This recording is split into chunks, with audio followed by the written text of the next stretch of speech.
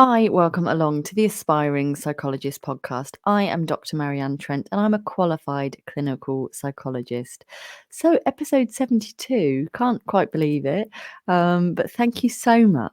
Especially if you followed me right from the beginning. Your enthusiasm and knowing how much you value this is so appreciated and keeps me going. Please do take a moment to rate and review the podcast on Spotify and on Apple. And if you are willing to leave me an audio testimonial or even just to drop into my DMs with a testimonial about why you like the podcast so much, I would be thrilled to receive it. I personally love learning about new ways to conduct therapy and to deliver therapy as well. And today's podcast is no exception to that. I'm going to be chatting with Dr. Abi Tarran-Jones, who is the outdoor psychologist. And we're thinking about practical ways to take what we do in the therapy room outside the traditional four walls of a therapy room. I hope you'll find it so useful, so interesting. Abi was a delight to speak to, and I will catch up with you on the other side. Welcome along. I just want to welcome my guest for today, Dr. Abi Tarran-Jones. Abi is a clinical psychologist and is the outdoor psychologist. Hi, Abi. Hi, Marianne. Thank you so much for coming on. I've been following you on LinkedIn. I often talk about LinkedIn on here and it's how I get my guests. I love LinkedIn and I love when I see people that are doing psychology but doing it a little bit differently. So that is absolutely how you caught my interest. Yeah, thanks, Marianne. I think I haven't always practiced differently. So I am now working in an independent practice after kind of taking a big leap out of the NHS in order to kind of proactively innovate the way that I work. So as the title suggests, I take therapy into nature and the outdoors. And I'm really excited to talk to you about that today. And I know that I'm excited to learn, but our audience will be really excited to hear and think about perhaps how they might be able to start doing some of this as well. So I know before we went on camera, we were saying that actually not everybody gets it, do they? Not everyone thinks it's like an evidence-based thing or it's something we even should be doing or whether we should be funding it. Is that something you're coming up against quite a lot, Abi? I think that traditionally, therapy has always been considered that it takes place in the four walls of a clinic room. And that's kind of how it's been delivered since kind of Freud brought up the idea of psychoanalysis. And a lot of the time, we end up delivering treatments and therapies within organizations, within kind of standardized protocols and guidance in order to ensure that the treatments that we're delivering are effective and evidence-based and safe, etc. And the majority of the research that's been undertaken into talking therapies has been delivered in this traditional way. So I think what's fair to say is that the evidence base for outdoor talking therapy is developing. Sam Cooley has done a lot of research into the outdoor talking therapy and developed together with Noel the BPS guidance for taking therapy outdoors, which was published in 2020, pretty much on the back of or as a result of how practice was having to change because of COVID.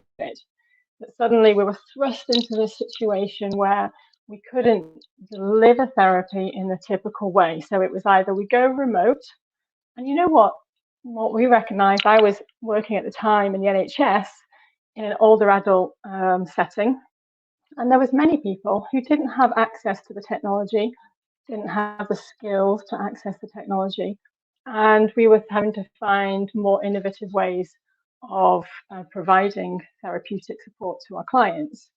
So I think the majority of the world went remote. And what I loved was that Cooley really jumped on an opportunity to explore the power of outdoor talking therapy, and to invest some time in metasynthesizing the evidence base for that. So I guess I use a lot of the information that they developed through that guidance to inform my work and make sure that the therapy that I'm delivering is evidence-based and effective. And I can talk more to the themes of some of that evidence base throughout our conversation today. Brilliant, thank you.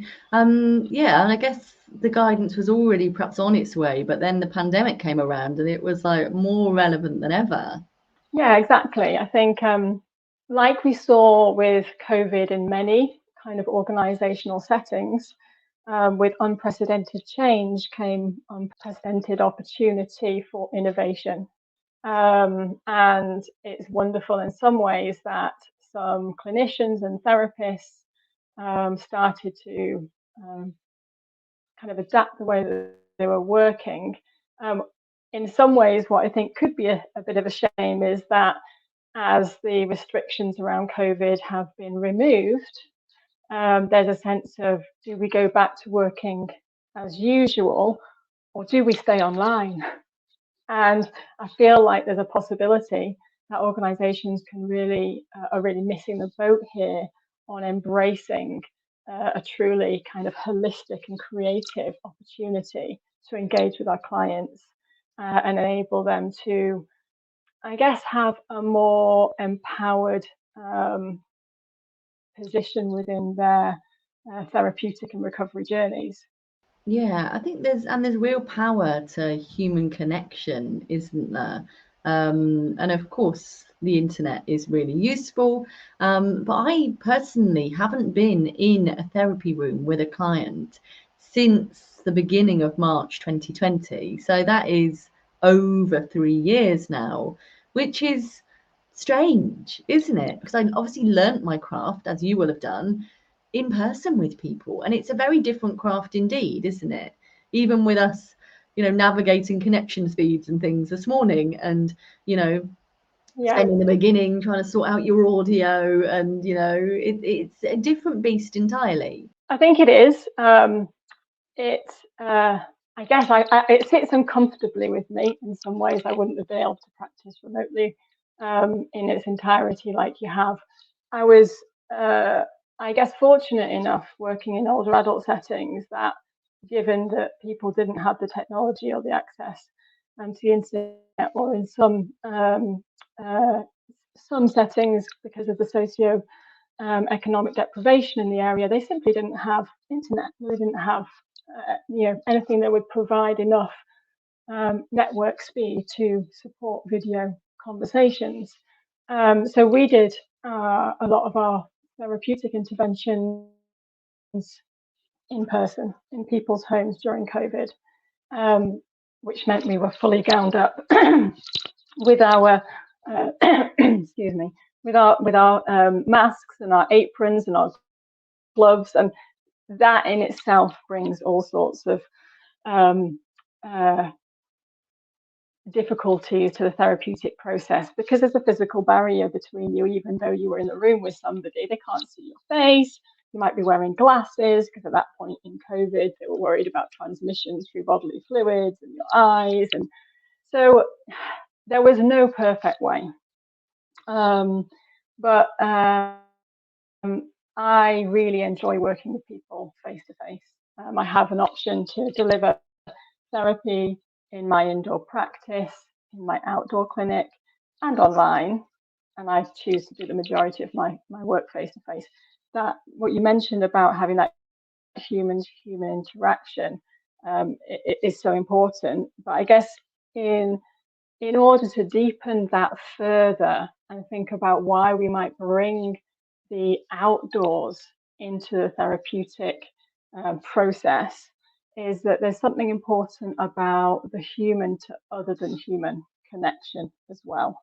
So what it is about being connected with nature and things outside of ourselves that enables us to understand ourselves better, have a deeper connection with kind of who we want to be and how we want to live in the world. And so I guess the opportunity to take therapy outdoors adds a whole new angle as well of enabling people to not only connect with you as a therapist, but also for us to use nature as almost like a co-therapist in the process. Brilliant. Thank you, Abi. Could you tell us a little bit about, you said the outside therapy space or the outside therapy room. Could you tell us a little bit about how you set that up and what that might look like if someone was being a fly on the wall? Yeah, so I mean, I chose a place called Codbeck Reservoir to be my outdoor clinic. This is a beautiful little place just on the edge of the North York Moors in the North Yorkshire area. And it's I chose it because, well, some of it was practical. It's not too far from home, so my commute is not too long. But many of the reasons I chose it was because of the different terrain and landscapes that space provided. So the reservoir is, as it says, a still lake reservoir. There's some lovely little kind of very evenly paved paths around it. So it really supports people to engage if they have more mobility issues or feel that physically they wouldn't be able to do something too strenuous. But on the banks of the reservoir, you go up into the woodland area and you can find some of those paved but kind of steeper hills, but also some beautiful little snickets, which means that you're just getting into the trees, which is just wonderful for kind of mindfulness exercises and stabilization and grounding, because you've got the stimulation of all of the five senses with the bird song, all of the sunlight streaming through the trees, the different vegetation. You've got the smells of being in the woodland, that earthy smell or the smell after the rain. And you've got the process of walking or moving, which enables kind of a deeper kinesthetic experience of touch. So there's opportunities to kind of get off the beaten track, get into the woods. And then there's also at the top of the woods, moorland, like kind of beautiful rolling moorland and kind of everlasting views across the Cleveland Hills.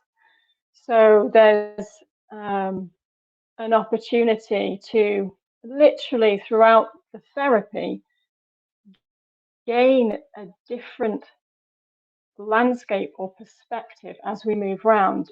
And you'd be surprised how differently people make sense of their experiences depending on whether they're stuck in the middle of the trees in a darkened part of the wood versus at the top of a hill looking over vast expansive land. So the very nature of being able to walk through different terrains and landscapes means that people end up being able to view their experiences from very different perspectives. Sounds absolutely fascinating. And yeah, I do EMDR and lots of work around trauma in it. We're often kind of trying to find a safe space, but the idea that you can in person, in the moment, create a unique safe space where you've also been with them is potentially really powerful, isn't it? Yeah, absolutely. I mean, we have to remember that when we're taking kind of deeply personal and emotive and sensitive therapeutic conversations into outdoor and potentially public spaces, there is going to be an impact in terms of somebody's psychological safety and confidentiality.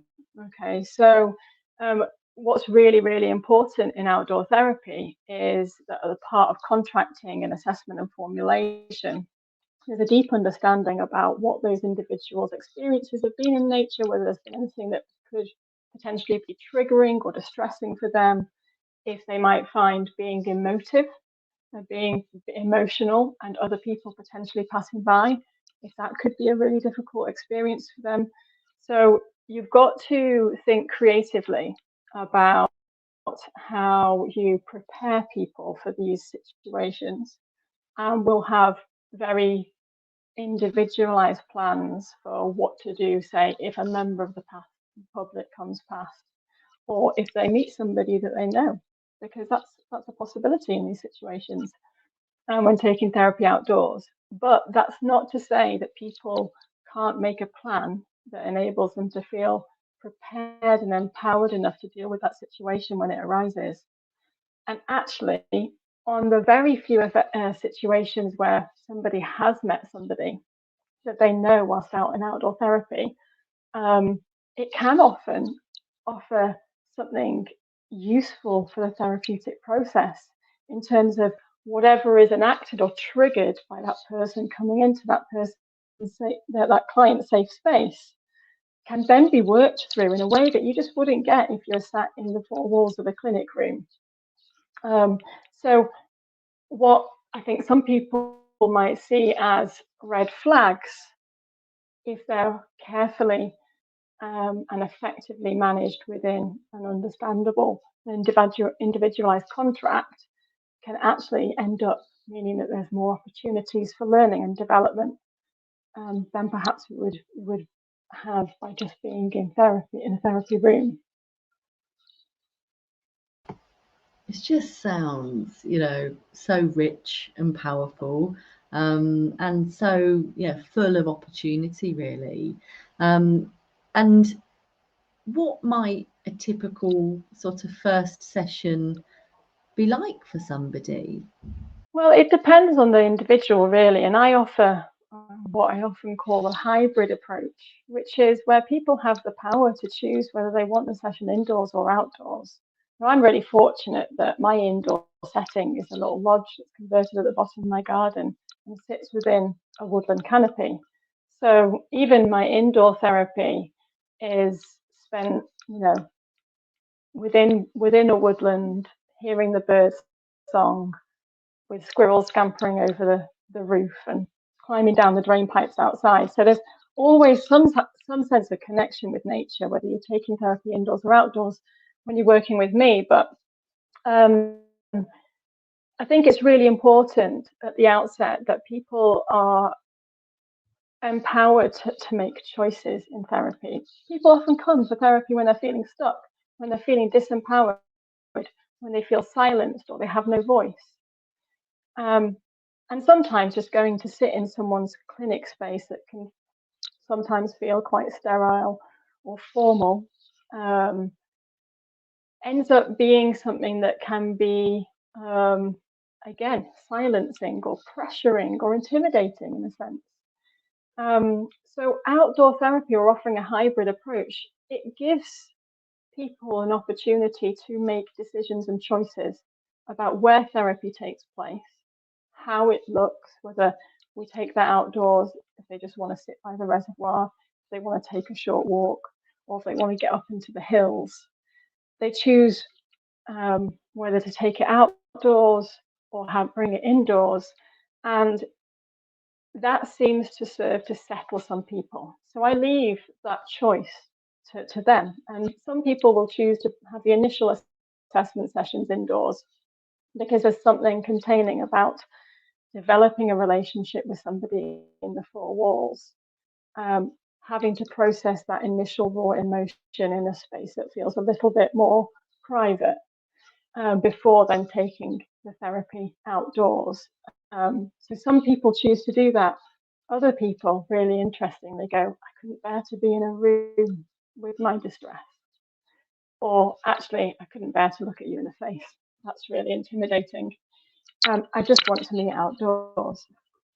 So I give them a choice and they can make those decisions. If it's an outdoor therapy session, what's really important is that we build in a sense of therapeutic frame and boundaries so that also offers some sense of psychological safety to the individual, but also to the practitioner.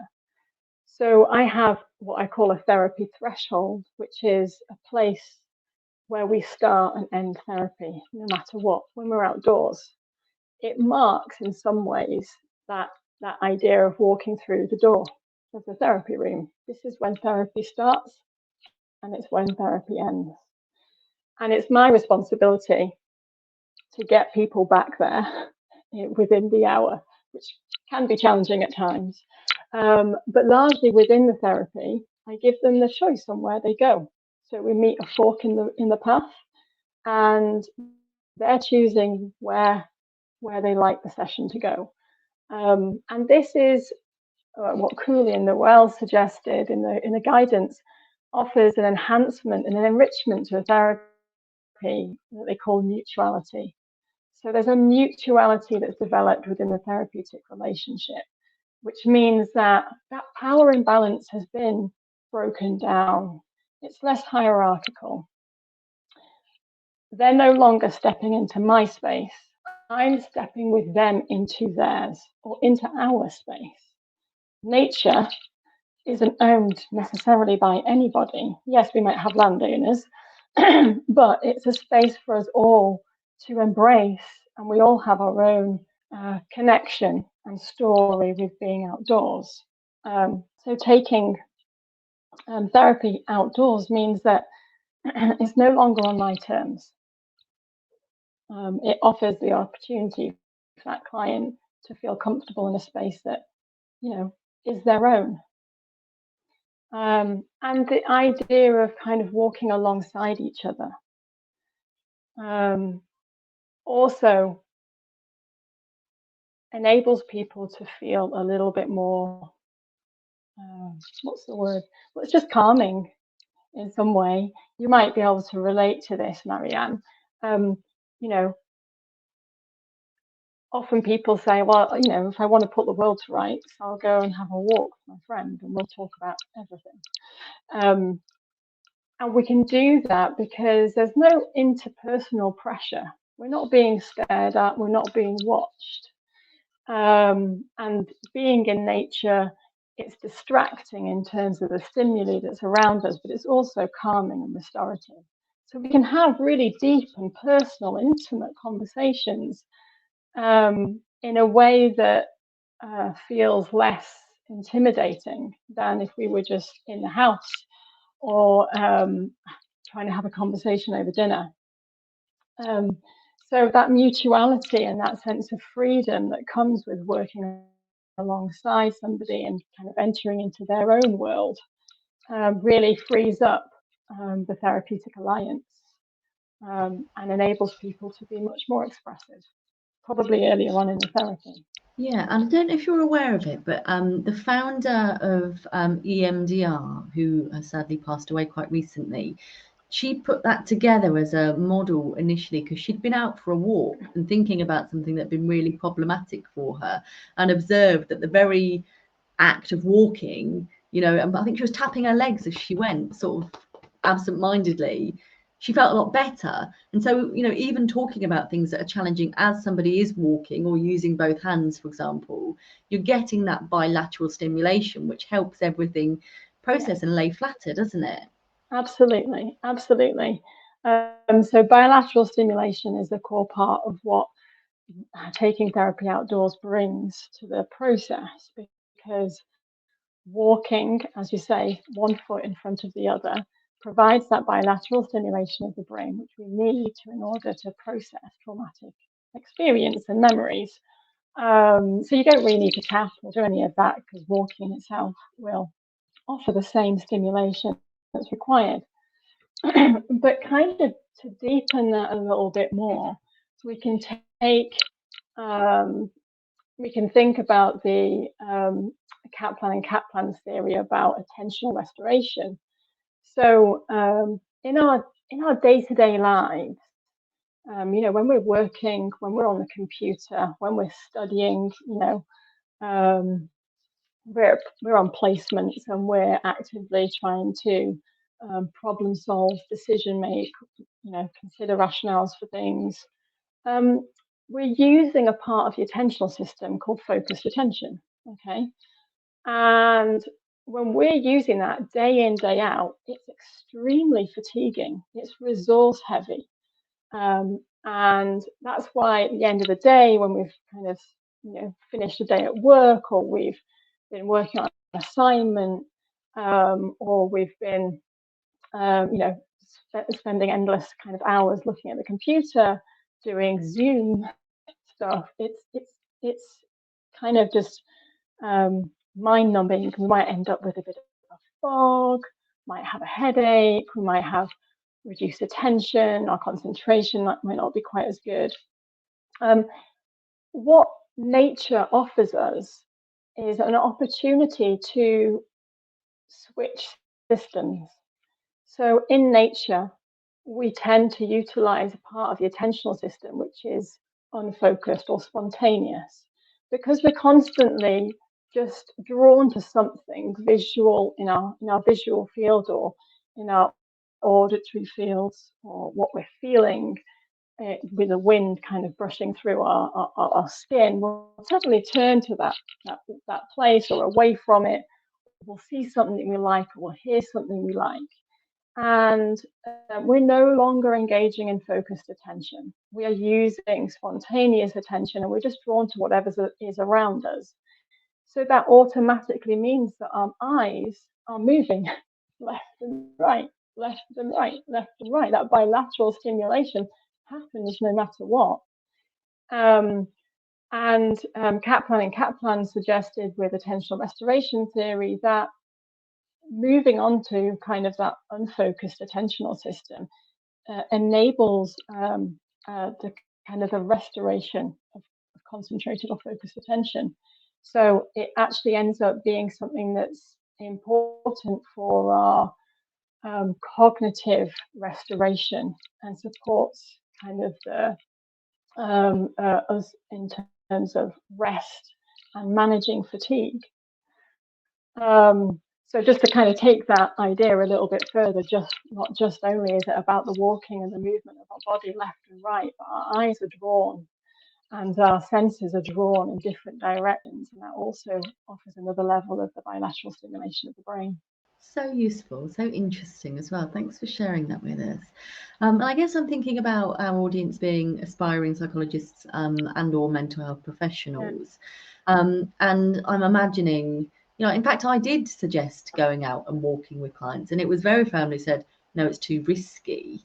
How do you begin to kind of have that conversation with employing trusts, managers, supervisors, teams around risk, Abi? Well, I think it can be a little bit more difficult, but as long as you've got multiple levels of assessment of risk throughout your contracting and formulation, and you can make a clear articulated argument for why taking therapy might be in this person's best interest, then you should have a strong case. You can use the Cooley and Noel guidance to really help you to understand what needs to be considered as potential risks within outdoor therapy, and what might be required to mitigate against those. So, for example, in the assessment process, you would have questions about what that person's relationship is with nature,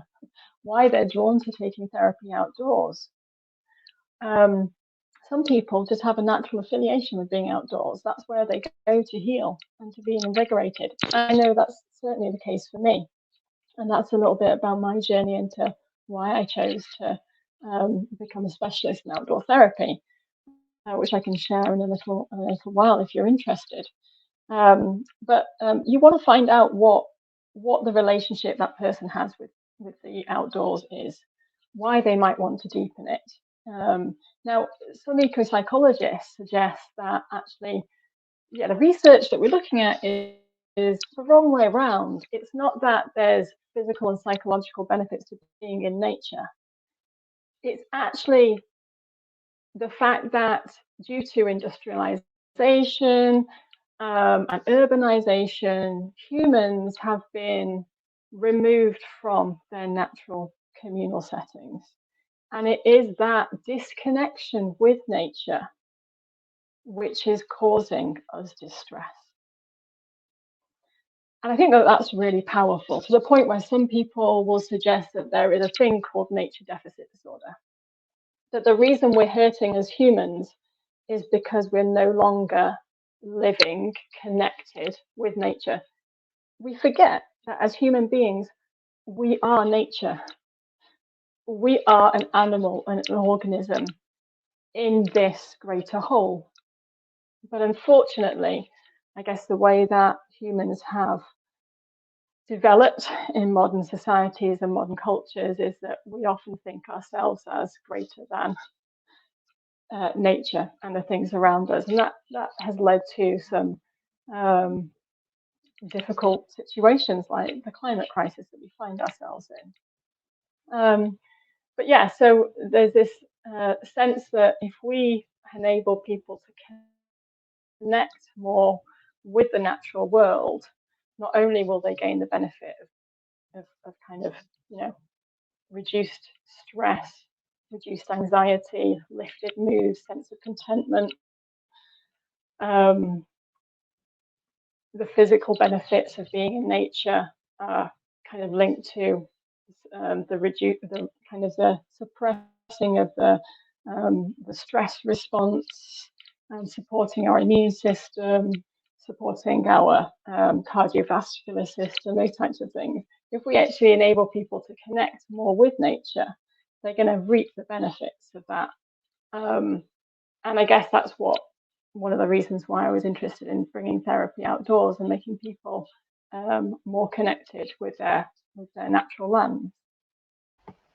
Yeah, and I think in terms of services, one of the very contentious issues when I was in the NHS was room availability in the service I was most recently in. But actually, this is a way potentially. I know you said that you've got an outdoor space and an indoor space.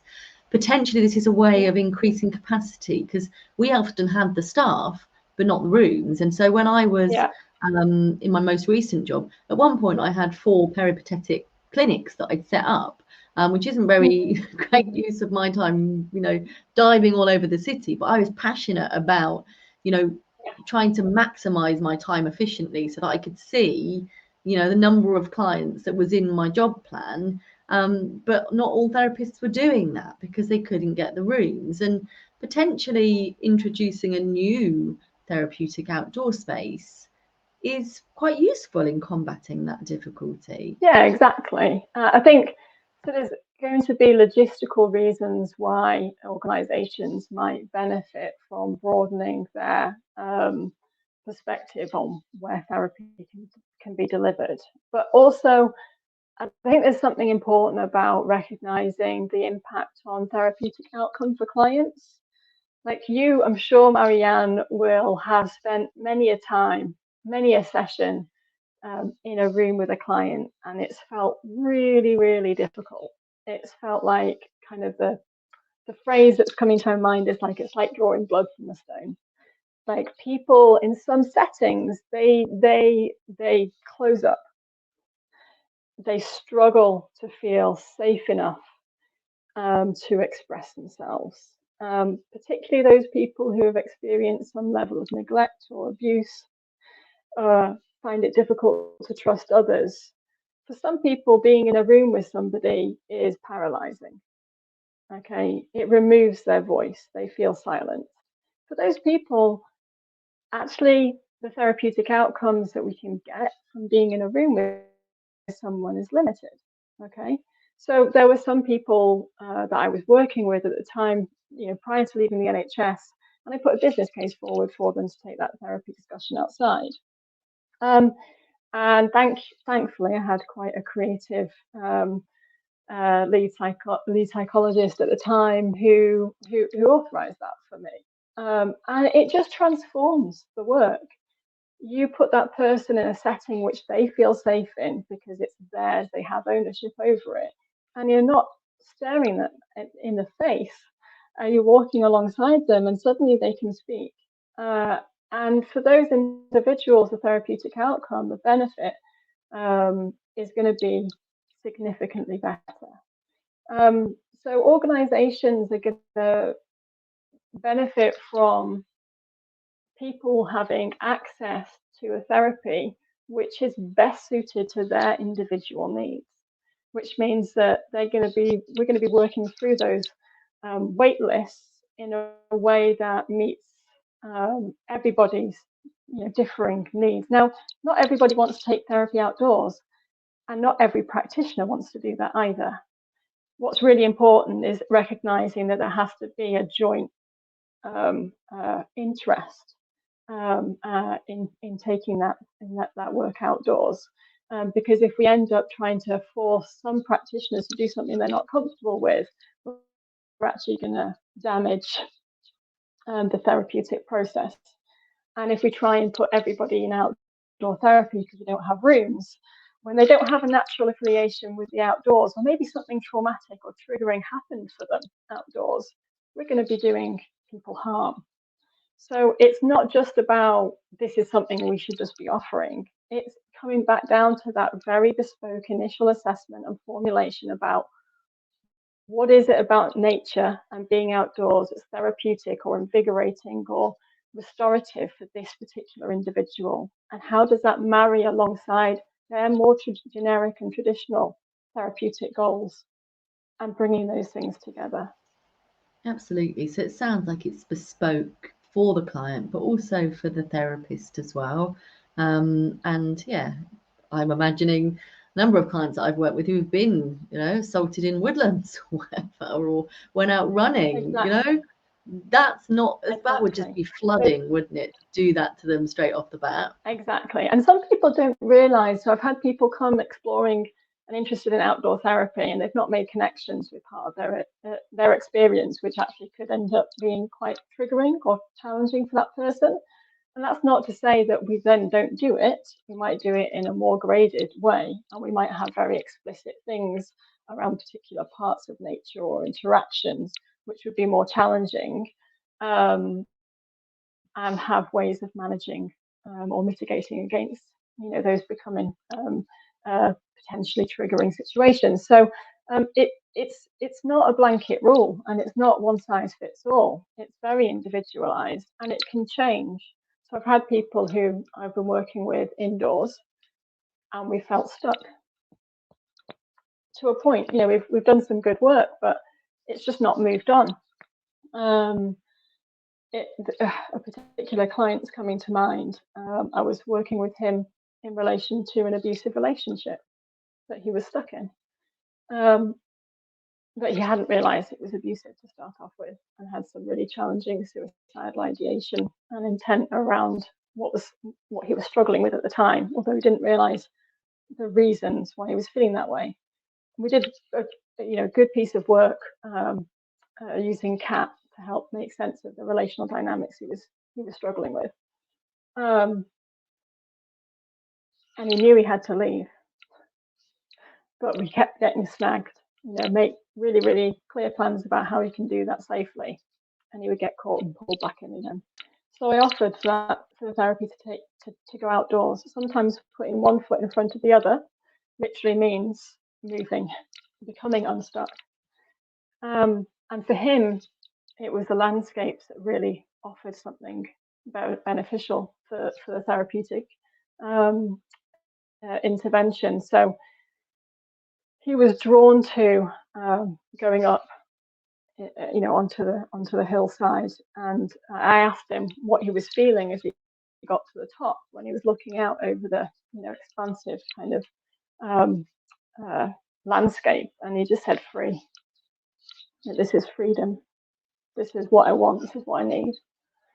And it was a very powerful, embodied, emotional experience of what freedom felt like, that he didn't have any grasp of that before then. There was this sense of an emotional, embodied experience that, oh, this is what I'm after. And versus seeing, which was, a space just on the other side of a dry stone wall, of deforestation, of kind of like a burial ground for trees. And we went there, and he was like, "Oh God, this is where I am. This is where I'm stuck now. It's like a graveyard. I'm trapped." And we did some work about what he needed to do to be able to either climb over the wall or walk through the gate. And it was really powerful stuff. And the next session he'd left. And I was like, why did you leave? And he was like, oh, because I knew what that felt like now. I knew that that was worth this. And didn't matter how frightening it was, the potential of leaving, I knew what hope felt like.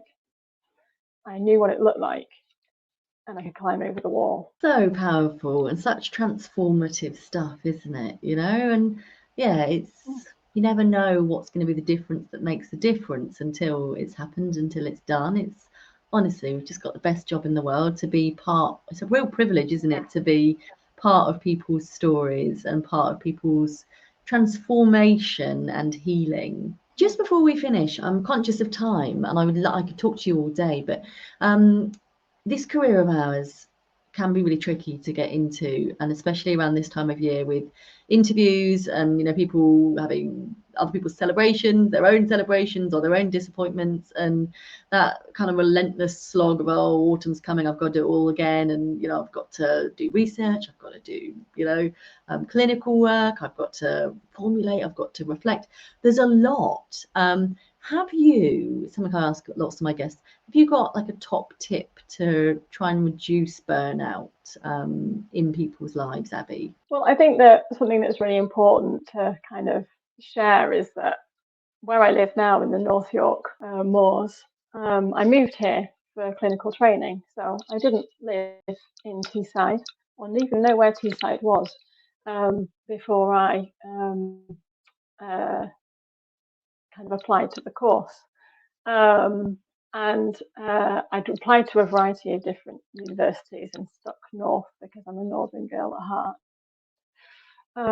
And when I came over here, I did certain things for my self-care, good friendship groups I did a bit of running that I enjoyed, but I was moving away from all my family and friends, let's face it. It was a really difficult time. I'd never lived in Teesside before. I didn't know anyone here. And so that was really challenging. But that's where my love for nature came in. I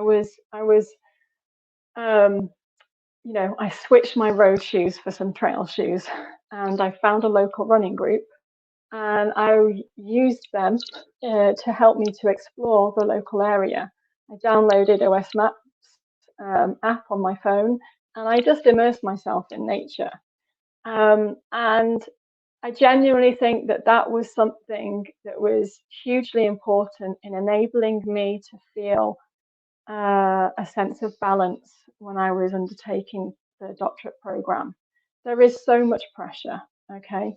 Whether you're doing all of the work and all of the voluntary stuff and trying to get everything in your application, or whether you're already on training and trying to figure out how to balance all of the different parts of the job.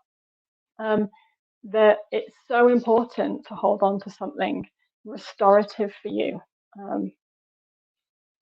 Restoration and working in a way that helps me to be invigorated and calmed was the reason I took therapy outdoors. That is the benefit that it has for me. So I guess make space for time in nature. It is deeply therapeutic. It doesn't need to be massive.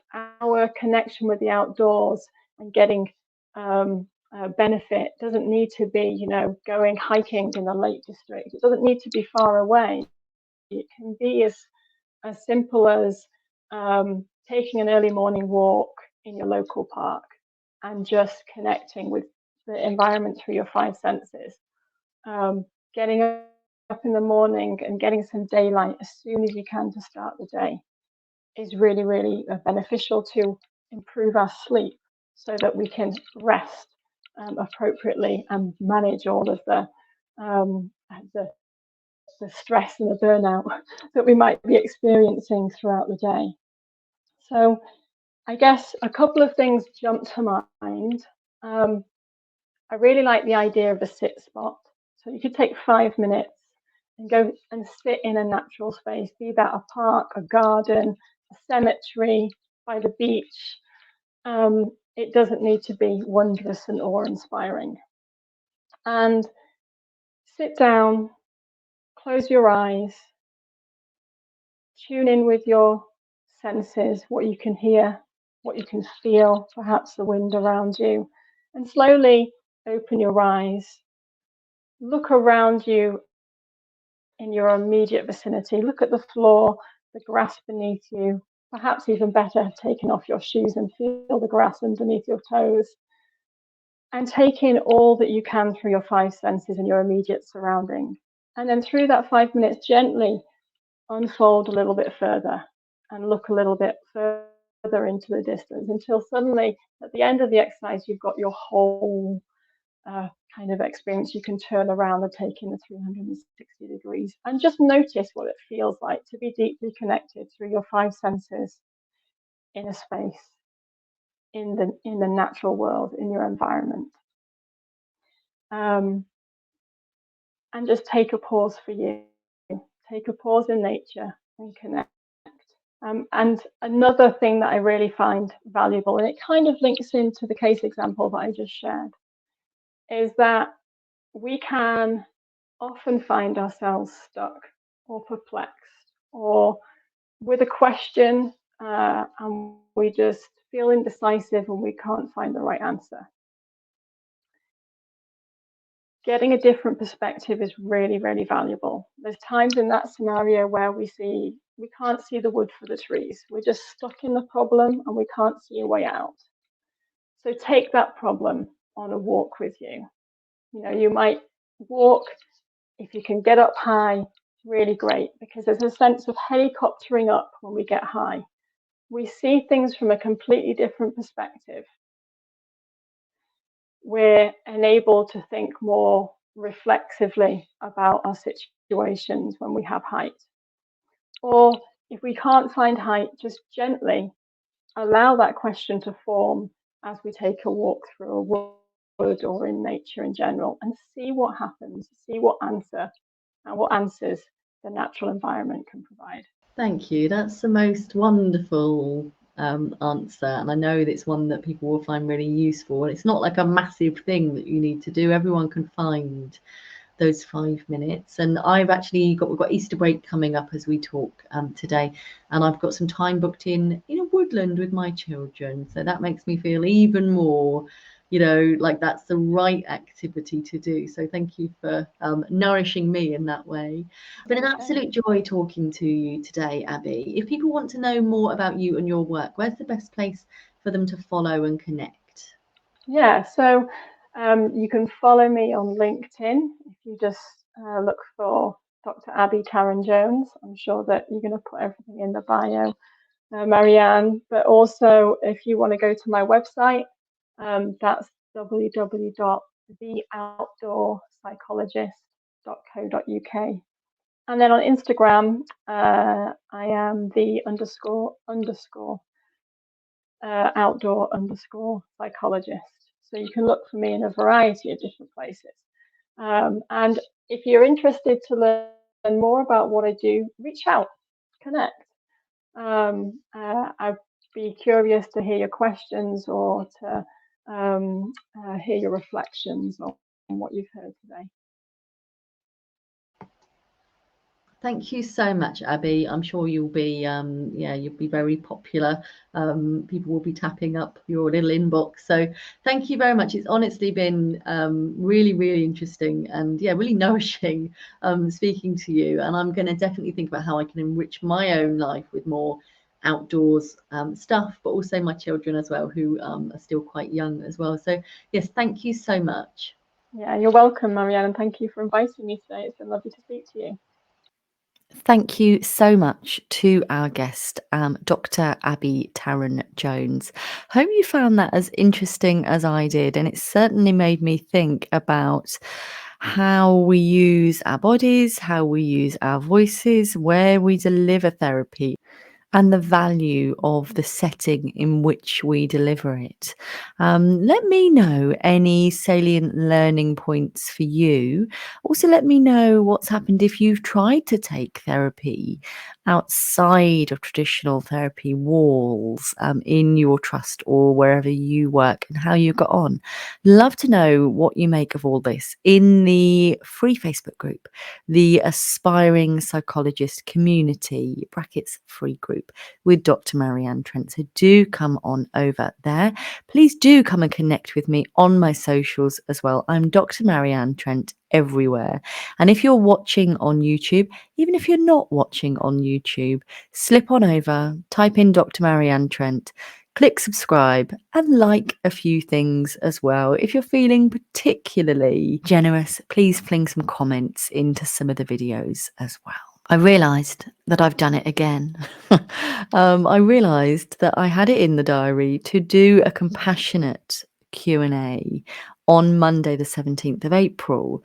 But that's also the same time that I have an expert in the membership guiding people through CBT formulation and skills. And it was all about how to do that well and how to think about planning your intervention and talking about your intervention, which can be really useful for interviews as well. And that was on my mind and in my diary for 7:30, but I'd neglected to see that I was also supposed to be running a free compassionate Q&A. So I'm so sorry. I am likely to schedule it for a Tuesday, because I think I need to keep Mondays free, because Mondays are the days where we have Marianne Mondays in the membership. And clearly it's too much for me to hold in mind that I've got two things happening at 7:30 on a Monday. So it is like to take place on Tuesday, the 25th of April at 6 p.m. So I'm going to get that in the diary, and I really hope you can join me. And I'm once again very sorry for anybody that was hoping to catch up with me last Monday. I totally forgot. To err is human. And again, I'm sorry. And if you needed that for your interviews, I can only apologise. As you might well know, we have new episodes of the Aspiring Psychologist podcast landing at 6 a.m. each Monday morning. And so have a lovely week. Be kind to yourself, and I'll look forward to catching up with you for our next episode. Thanks for being part of my world. Take care. Reflective accounts of mental health professionals on the way to getting qualified. So many tips and lessons to learn from. So many things that you can try. The